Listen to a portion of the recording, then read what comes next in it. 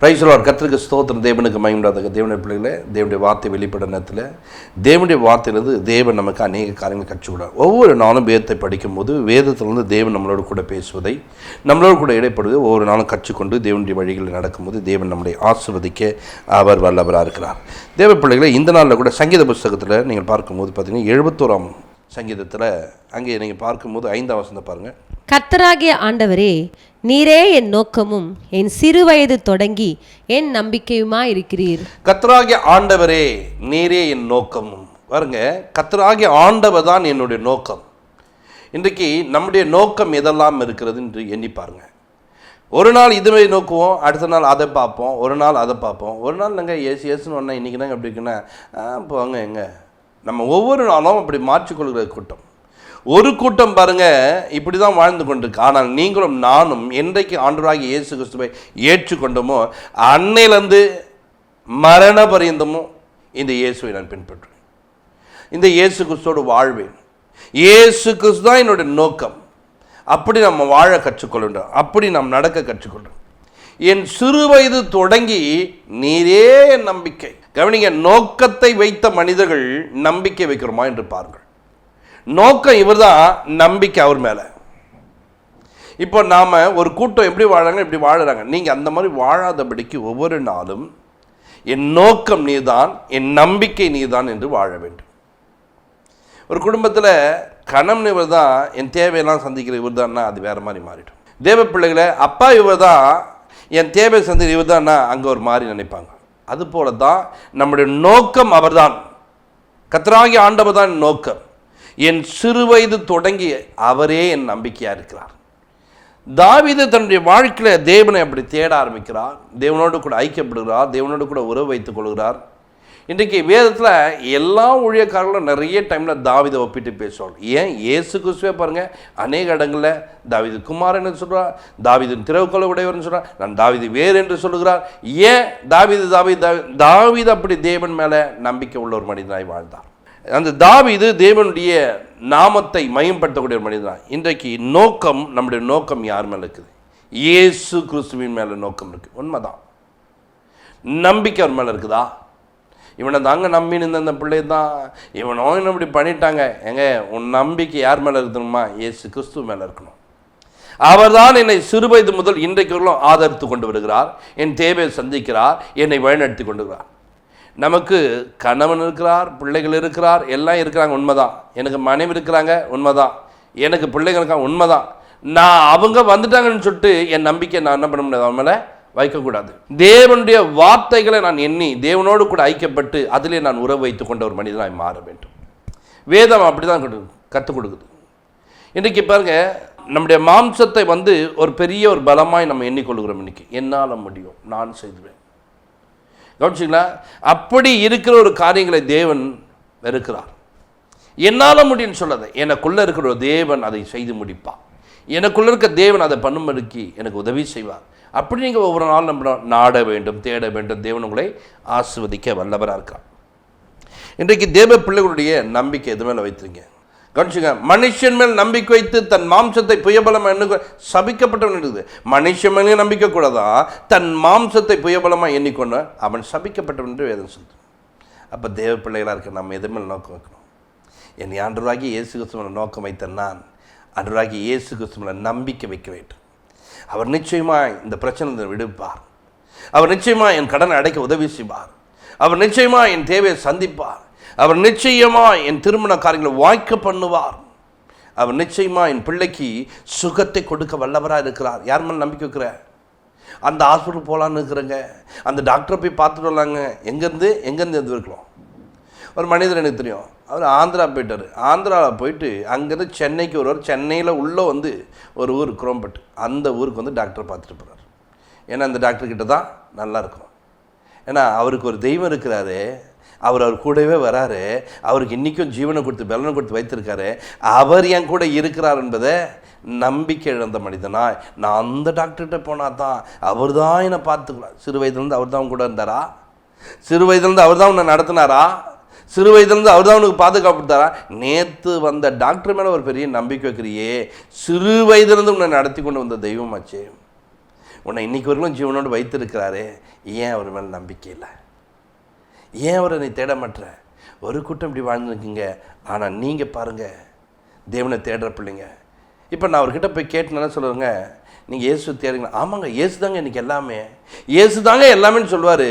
ஆனால் பிரச்சனைன்னு சொன்னால் என்னுடைய நம்பிக்கை யார் மேலே போயிட்டு பற்றியா, யாரை சார்ந்து கொள்கிறோம் பற்றியா? இன்றைக்கி தேவ பிள்ளைகளே, அவர்களைப் போல நாம் வாழாதபடிக்கு என்னுடைய நோக்கமும் அவர்தான், என் நம்பிக்கையும் அவர்தான். அல்லேலூயா. அப்படி நான் வாழ கற்றுக்கொள்ளணும், அப்படி நான் தேவனை தேட வேண்டும், அப்படி தேவனோடு ஐக்கியப்பட வேண்டும், அப்படி தேவனுடைய உறவிலே நிற்க வேண்டும். அல்லேலூயா. அதில் 6ஆம் வசனத்தை வாசிக்கும்போது பாருங்க, நான் கர்ப்பத்தில் உற்பவித்தது முதல் உம்மால் ஆதரிக்கப்பட்டேன், என் தாயின் வயிற்றில் இருந்து என்னை எடுத்தவர் நீரே, உம்மையே நான் எப்பொழுதும் துதிப்பேன். அல்லேலூயா. இங்க வேதத்தை நீங்க வாசிக்கும் போது பாருங்க, நான் கர்ப்பத்தில் உற்பவித்தது முதல் நீதான் என்னை ஆதரித்து வந்தீர். இன்றைக்கும் ஆதரவு அவர் தான் கொடுக்கிறார். உன்னை ஆதரவாய் வைத்துக் கொள்கிறவர் தான். நல்ல கவனிங்க, இன்றைக்கு ஆதரவாய் இருக்கிற தேவனை நாம் விட்டு நாம் இன்னொருடைய ஆதரவை நாம் தேடி போகிறோம். அவங்க நம்மளை கண்டுக்கத்தில். நீங்கள் போனால் கூட பாருங்களேன், வாங்க இவ்வளோ தூரம் வந்திருக்கீங்க, மதிக்க போகிறாங்களா? அவங்க பண்ண இது ஏன் மதிச்சுன்னு தெரியல, இந்த நேரத்தில் ஏன் அப்படி வந்துக்குன்னு தெரியலையே. பாருங்கள், உன் ஆதரவாக இருக்கிற ஒரு தேவனை விட்டு ஆதரவே வேணாம், தூரமாக போய் நிற்காம அவங்கள தேடி ஓடி போய் உட்கார்றேன், அவங்களோடு நேரத்தை செலவழிக்கிறேன். நல்லா கவனிங்க, ஒரு காரியத்தை அறிந்து கொள்ளுங்க, உங்களுடைய நோக்கம் தேவனை சார்ந்ததாக இருக்க வேண்டும். உங்களுடைய நோக்கம் தேவனை அண்டிக் கொள்ள வேண்டியதாக இருக்கும். உங்களுடைய நம்பிக்கை நீங்கள் தான் ஆண்டவரே. என் சிறு வயது தொடங்கி நீங்கள் தான் என் நம்பிக்கை, உண்மை தான் நான் நம்புகிறேன். சிறு வயது தொடங்கும் போது அவரை தானே நம்பணும், முதிர் வயதில் உண்மை தான் நம்புவேன். இன்றைக்கி பாருங்கள், முதிர் வயது ஆனோடனே நிறைய பேர் பாருங்கள், யார் மேலே நம்பிக்கை வச்சுட்டு இன்றைக்கி இருக்கணும் புலம்புறாங்க. வயசாயிச்சியா, என் பையன் என்னை பார்த்துக்க மாட்டேறாயா, வயசாகி போச்சியா, என்னை யாருமே பார்த்துக்க மாட்டேறாங்கய்யா, எனக்கு சாப்பாடு இல்லையா, நான் கஷ்டப்படுறேன். ஏம்மா, சிறு வயதில் உன்னை நடத்தின தேவன் இன்றைக்கும் உங்க கூட தான் இருக்கிறாரு. அவர் சொல்கிறார், முதிர் வயதில் உன்னை தாங்குவேன், ஏந்துவேன், சுமப்பேன், தப்பு வைப்பேன்னு சொல்கிறார். அப்படி ஒரு தெய்வத்தை விட்டு சுமக்க முடியாத பிள்ளைகளை நம்பிக்கொண்டிருக்கிறாயா, தாங்க முடியாத பிள்ளைகளை நம்பிக்கொண்டிருக்கிறாயா? இன்னைக்கு ஒரு தெய்வம் இருக்கிறார்.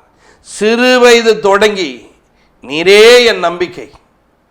அந்த நம்பிக்கை உள்ள தேவன் தான் சொல்றாரு, நீ கர்ப்பத்தில் உற்பவித்தது முதல் உன்னை ஆதரித்து கொண்டு வந்தவர், உனக்கு ஆதரவாய் இருக்கிற தேவன், உன் தேவையை சந்தித்த தெய்வம். அந்த தெய்வத்தை நான் இன்னைக்கு அறிந்து கொண்டேன். இந்த வார்த்தையை கேட்கிற ஜனமே, இந்த வார்த்தையோட பழகிற ஜனமே, இந்த வார்த்தையை கற்றுக்கொண்ட நீ என்ன பண்ணும்? இன்னைக்கு ஒரு தெய்வம் இருக்கிறார், இயேசு. அவர் என்னை ஆதரிப்பேன் என்று வேதத்தில் சொல்லியிருக்கிறார். கர்ப்பத்தில் உற்பத்தி நாள் முதல் கொண்டு நான் உன்னை ஆதரிக்கிறேன் என்று சொல்லுகிறார். ஆதரிக்கிற தெய்வம் என் கூட இருக்கும்போது, அந்த ஆதரிக்க தேவனோடு கூட நான் நெருங்க போகிறேன், பழக போகிறேன், அவரோடு கூட ஜீவிக்க போகிறேன்னு சொல்லிட்டு அவரை சார்ந்த ஒரு ஜனமாய் மாறிப்பார். கர்த்தர் உன்னை நடத்துவார், கர்த்தர் உனக்கு உதவி செய்வார், கர்த்தர் உன் தேவையை சந்திக்க வல்லவராக இருக்கிறார். இன்றைக்கி அவரை சார்ந்து கொள், அவர் மேல் நம்பிக்கார். அங்கே பாருங்க சொல்றாரு, நான் கர்ப்பத்தில் உற்பத்தி முதல் நீரே என்ன பண்றீங்க, உம்மாலே ஆதரிக்கப்பட்டேன். கவனிங்க, என் தாயின் வயிற்றில் எடுத்தவர் நீரே, உண்மையே நான் எப்பொழுதும் துதிப்பேன். ஜனங்க பார்த்தீங்களா, இன்னைக்கு தேவனை துதிப்பதை, தேவனை மயம்படுத்ததை மறந்து விட்டாங்க. நீங்கள் தேடி பாருங்க, துதித்து பாருங்க, தேவனோடு கூட நெருங்கி பாருங்க, உன் தேவன் உன்னை எப்படி உயர்த்துகிறான்னு பாருங்க. எத்தனை பேர் உன்னை விட்டு விலகினாலும் இயேசு ஒருபோதும் விட்டு விலகிறவர்ல. நேசித்த ஆபிரகாமை விட்டுட்டாங்க, இப்ப யார் விட்டது? சாராலும் விட்டுட்டாங்க. ஆகார் தனிமையா இருக்கிறான். அவ தனிமையா வரா, ஆதரிக்கிற தெய்வம் தேடி வருகிறார், ஆதரவை கொடுக்கிறவர் தெய்வம் கொண்டு வருகிறார். அந்த ஆதரவை அவர் கொடுத்து உன் கர்ப்பத்தில் உற்பவிக்க போற பிள்ளைக்கு நான் ஆதரவாய் இருக்கிறேன், நீ போய் அங்கே அடங்கிரு என்று சொன்னார். ஆதரவாய் இருந்தார், பிள்ளையை பெற்றெடுத்தார், விட்டுட்டு போயிட்டாரா, மறுபடியும் ஆதரவாக இருக்கிறார். கொஞ்ச நாள் கழிச்சு அந்த பிள்ளையை எடுத்துக்கொண்டு போகிறாங்க. பிள்ளை சாகிறதை நான் காண மாட்டேன் என்று விட்டு அம்பு பாய தூரத்தில் போய் உட்காந்துட்டான் ஆகார். இப்படி உட்காந்துட்டா, பிள்ளையை விட்டுட்டு ஆதரவாக இருக்க வேண்டிய தாய் விட்டு ஓரமாக போய் உட்காந்துருக்கா.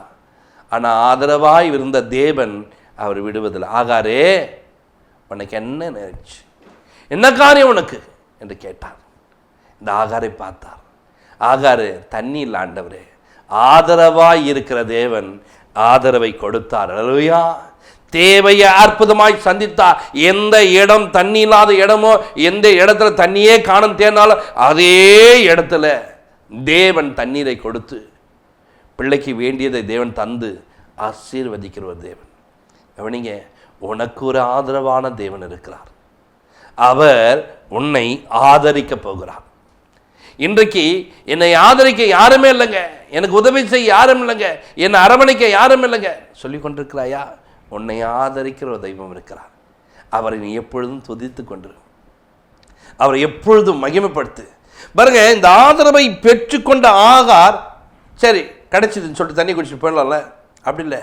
நீர் என்னை காண்கிற தேவன். பார்த்தீங்களா? அவரை மகிமைப்படுத்துகிறார், அவரை உயர்த்துகிறார், அவருக்கு ஒரு நல்ல ஒரு பெயர் வைக்கிறார். நீர் என்னை காண்கிற தேவன், நீர் என்னை காண்கிற தேவன். என்னை பார்த்து கொண்டே இருக்கிறீங்க, உங்களை பார்க்குற ஒரு தெய்வம் இருக்கிறார். அவர் உன்னை ஆதரிக்கக்கூடியவராக இருக்கிறார். உன் நம்பிக்கை யார் மேலே வச்சுருக்க? இன்னைக்கு உன் கனவு மேலே வச்சுருக்கியா? உன் பிள்ளை மேலே வச்சுருக்கியா? உன் மக மேலே வச்சுருக்கிறியா? கவனிங்க, உன்னை சார்ந்தவர்கள் யாரோ மேலே வைத்திருக்கிறியா? இந்த வீட்டு மேலே, இந்த பொருள் மேலே நம்பிக்கை வச்சுருக்கியா? அந்த நம்பிக்கை மாற்றி நிற்கி. நீ சபிக்கப்பட்டவன் மாறக்கூடாது என்பதற்காக சொல்லுகிறேன். மனுஷன் மேலே நம்பிக்கை வைத்து தன் மாம்சத்தை புயபலம் சபிக்கப்பட்டவன் என்று வேதம் சொல்லிய பிரகாரமா நீ யாரோ மேலே ஒரு நம்பிக்கை வச்சு சாபத்துக்குள்ளே போயிடாத. எனக்கு ஒரு தெய்வம் இருக்கிறார், அவர் மேலே நான் நம்பிக்கை வைப்பேன், அவரை நான் தேடுவேன், அவரை சார்ந்து கொண்டு இருப்பேன். அவர் என்னை ஆதரிப்பார், அவர் என்னை தப்புவிப்பார், அவர் எனக்கு உதவி செய்வார் என்று அவரை சார்ந்து கொள். யார் விட்டுட்டு போனாலும் இந்த இயேசு விட்டுட்டு போக மாட்டார். இந்த இயேசு உதவி செய்கிறவர், அவர் ஆதரிக்கக்கூடியவர். பாருங்க, வேதத்தில் நாம் நிறைய சம்பவங்களை படிப்போம், நிறைய காரியங்களை கற்றுக்கொள்வோம், ஆனால் அதை நம்முடைய வாழ்க்கைக்கு பயன்படுத்த மாட்டோம். எருசலேமிலிருந்து எரிகோக்கு ஒரு மனிதன் புறப்பட்டு போகிறான். நான் என்ன பண்ணுறேன், கலர் கையில் அடிபட்டு விழுந்து கிடக்கிறான். அந்த வழியாக போன ஆசாரியம் போகிறான், லேவியம் போகிறான், எல்லாம் விட்டுட்டு விலகி போகிறாங்க, பக்கமாக விலகி போயினுக்காங்க. அங்கே ஒரு சமாரியம் வரான். அந்த சமாரியன் என்ன பண்ணிட்டான், தூக்கி கழுத மேலே வச்சு அவனை கொண்டு போய் அவனுக்கு வேண்டியதெல்லாம் கொடுத்து பாருங்க.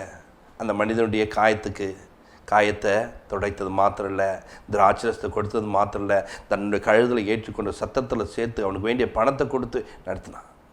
இதை சொல்லிட்டு ஏசு சொல்கிறாரு, இவர் தான் அவர், இந்த இயேசு தான் அவர்.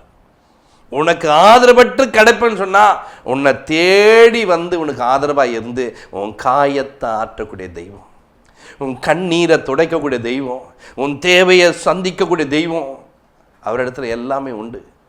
அவரை நோக்கி நீ பார்த்து, அப்பா எனக்கு உதவி செய்யுங்கப்பா, நான் உங்களை தம்ப நம்பி இருக்கிறேன், என் தேவையை சந்திங்க ஆண்டவர், உங்களோட பிள்ளை நானாண்டவர்னு சொல்லிட்டு அவர்கிட்ட போய் நின்றுப்பார்.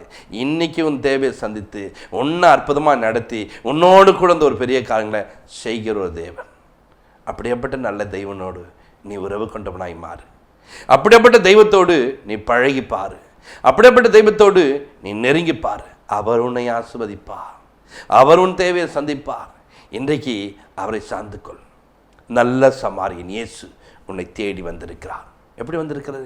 வார்த்தையாக வந்திருக்கிறாரு. இந்த வார்த்தையை பிடிச்சிக்கோ. இந்த வார்த்தை உன் மேலே ஏறி போகிறதில்ல, அந்த வார்த்தை மேலே நீ ஏறி சுகமாய் வாழ முடியும். அந்த வார்த்தை உன்னை சுமக்கிற ஒரு வார்த்தை, அந்த வார்த்தை உன்னை தேற்றுகிற வார்த்தை, அந்த வார்த்தை உன் கண்ணீரை துடைக்கக்கூடிய வார்த்தை. இன்னைக்கு இந்த நல்ல சமாரி உன்னை தேடி வந்திருக்கிறார். உனக்கு ஆதரவு கொடுக்கணும். எப்பொழுதும் அவரை துதிக்க கற்றுக்கொள்ள வேண்டும், எப்பொழுதும் தேவனை மயன்படுத்த வேண்டும். யோனா பாருங்க, அந்த மீனின் வயிற்றிலே கூனி குறுகி இருக்கும் போது கர்த்தரை துதிக்கக்கூடிய ஒரு மனிதன். நானோ வீணில் துதியின் சத்தத்தோடு உமக்கு பலியிடுவேன் சொன்னாரா? பலியிட்டுப்பார், கர்த்தர் உன்னை ஆஸ்வதிப்பார். பரலோக பிதாவே, உங்களுக்கு நன்றி செலுத்துகிறோம். இப்போது எங்களை தாழ்த்தி அர்ப்பணிக்கிறோம். பரிசுத்த ஆவியானவரே, இப்பொழுதும் ஆண்டவரே, இந்த நிகழ்ச்சியை பார்த்து கொண்டிருக்க ஒவ்வொரு பிள்ளைகளும் ஆண்டவரே, உம்மாலே ஆதரிக்கப்பட்ட ஜனமாய், உம்மாலே ஆசீர்வதிக்கப்பட்ட ஜனமாய், நீரே என் நம்பிக்கை என்று உம்மை சார்ந்து கொள்ள கர்த்தாவே கிருபை செய்யும். உங்களுடைய நோக்கம் நீராய் மாற வேண்டும் ஆண்டவரே. ஒவ்வொரு ஜனங்களுடைய நோக்கமும் இயேசு என்று மாறமுடிக்கி தேவனுடைய சமூகத்தில் இவர்களை அர்ப்பணிக்கிறோம். நீரே இவர்களை வழிநடத்தும் பெரிய காட்சி இயேசு கிறிஸ்துவின் ஜெபத்திற்கு நல்ல பிதாவே, ஆமென். God bless you.